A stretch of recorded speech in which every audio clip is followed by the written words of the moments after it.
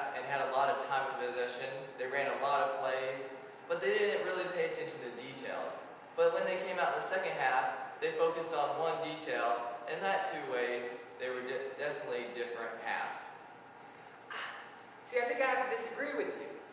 I definitely saw a consistency for both halves of that game. I mean, sure, we can have chronological issues here and there with, when they decided to play what player, but overall, I can definitely see consistency in this game. That's just where I stand on it. Joe, how did you feel about the game? Well, I thought that the first part of the game was a lot better than the second part. The first and fourth innings went well together. Then the second and fifth innings went well together, and the third and sixth inning went well together. They all just tied in and were real consistent with each other. Well, if you ask me about my favorite part, Mr. Nichols, I'm going to have to go with the second half. The second half was awesome with a capital A, baby. It brought color and lots of detail to the creation account. I mean, you got the Lord walking in the garden, you got the tree of knowledge and of good and evil. It's just great, baby. It's spectacular. I love the second half. So was there a nice even flow, or was it different? I mean, what were your guys' thoughts on the game total? Were they two different teams out there tonight, or what was really going on? Definitely, I think there were two different teams. I mean, throughout the two halves, you could see so many differences. You can't really even say it was similar. First, God said, it was good in everything he did in Genesis 1, but then he went to place limits on the tree of good and knowledge in the second creation story. So what did God challenge himself? Throw the red flag and then overturn his call? I mean, what's going on there? See, Phil, me and you are on the same page. You see differences in play calling. I see just a change of how you play.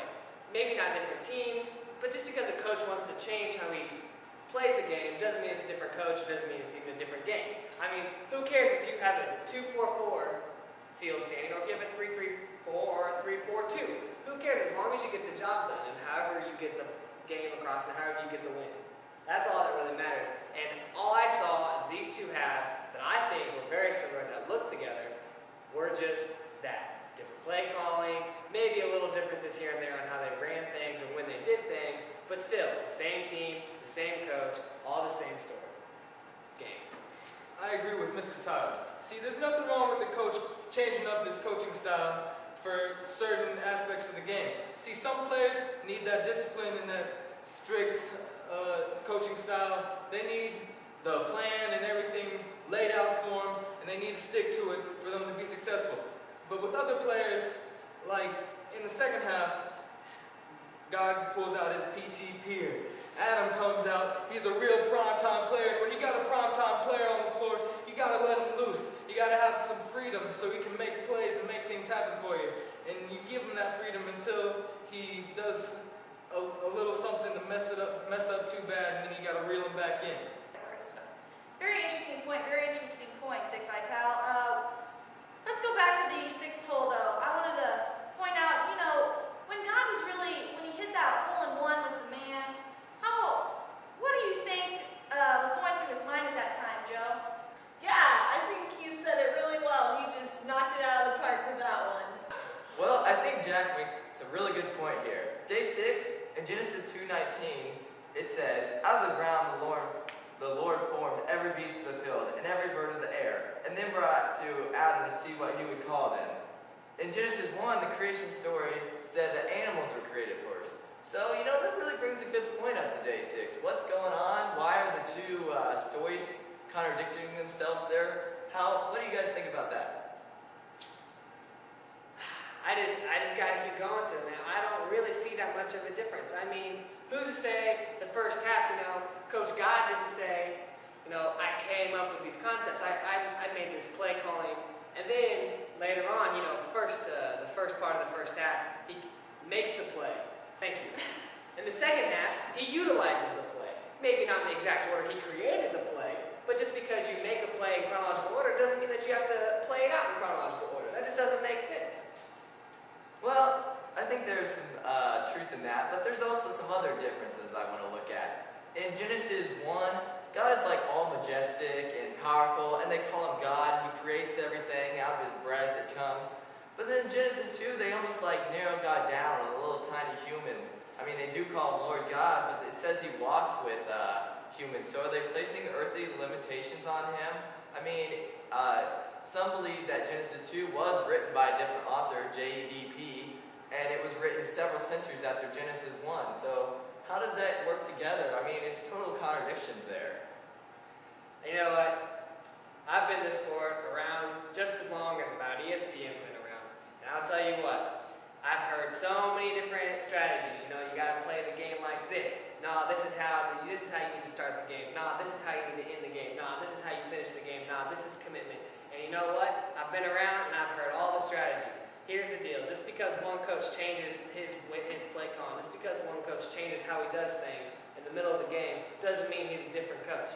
Just because Mr. Bradley down for the U.S. national team wants to decide to lighten up a little bit, change out players, take out Landon Donovan and put someone else in, doesn't mean that he's a different coach, doesn't mean he's a different guy. Just because he stops being mad, starts being happy. Just because he starts being mad, stops being happy, doesn't mean he's a different guy. Mr. Tyler's exactly right. Great coaches change up their coaching styles all the time. I mean, call up Coach K down at Duke. Call up Coach South over at KU. Call up Coach Williams over at North Carolina. They didn't get their success by being a robot and having the same game plan and never adjusting. See, the game changes sometimes, and sometimes coaches have different ideas and they want to change things up depending on what's happening on the floor. That's what makes them a great coach. My question is, when you have great starters and things, that, like UNC or KU, do you take your starters out? Do you sit them all on the bench? No, you stick with them even if they're struggling through troubles. I mean, it's the same thing. Genesis 1 says God creates man out of his own image. But then he says in Genesis chapter 2 that he made him out of the dust of the ground. I mean, are you taking your starters out and putting your bench players in just because your stars are playing bad there? No, just because he said that he created him out of the ground doesn't mean he's still not created in his image. That's just, you're just twisting things around. I think that whether you say he was created out of dust or not, he can still be created in God's image. I mean, yeah, who's the judge if an away jersey or if a home jersey is different? It's the same team, man. But what about good luck? Coaches change their jerseys anytime they're playing bad. I'm just saying, in my sport, all of our coaches look good.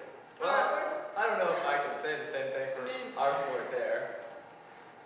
I mean, the bottom line to me is there's a different focus between these halves. The first one, it's more about the details, it's more about the structures, it's the day by day. In the second half, it switches it up and the focus is on the origin of man. That's the only difference that I see, really. And it's just like they're just bring two different things to the creation account. Both necessary, just a little different. The first half, see, that's like the fundamentals of the game. You need that stuff to win championships. You got to have your fundamentals, but that doesn't bring butts into the seats. The second half, that's like the dipsy-do dunkaroo, baby. You got to have it. It brings the flash to the game, and it's what everybody loves that makes sports great. Couldn't have said it better myself. All right, guys, we're running out of time here. You guys got any final comments? All right.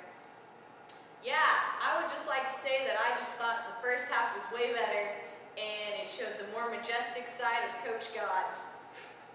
Well, you know, we may not agree whether the halves were similar or whether they're different, but I think when you take the time to look at it, God had a plan and he went with it. I mean, the Super Bowl champion coaches, the one that's get the Lombardi trophy, they stick to their plan throughout the season. There may be times in the preseason they don't start their starters.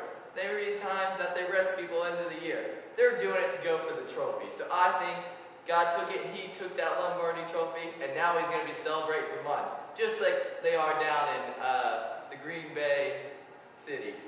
I couldn't agree with you more, Mr. Vitale. I don't care what anybody says. We did not see two different games here. This is first half, second half, same game, same players, same coach, same everything. I don't care if you drop into JDEP, JTEP, LCD, PCP, whatever you Americans do over here. There's no strategy that ever changed. This is the same thing. This was the same game. And I don't care what you say. I don't care. I've been doing this sport for a long time, and all I know that regardless of what we all think, this was all done by the same coach, by the same thing, who had, in the end, had the greatest